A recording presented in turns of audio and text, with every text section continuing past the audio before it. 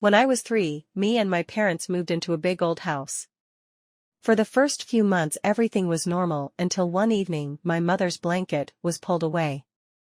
I wasn't there. I just wanted to quickly say that I know these things from my mother. I was 3 and can't remember anything, but back to the story.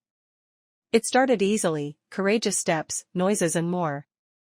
But one evening someone scratched my mother bloody. It wasn't my father, and there was no one else in the room who could have done it. The next morning, they called an exorcist, and when he arrived, he said he sensed a child and a woman.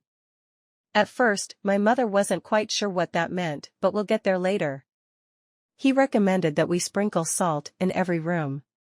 But our house was huge, and if we put salt in every room it would last forever. That same day at midnight, my mother woke up because she heard something in the living room.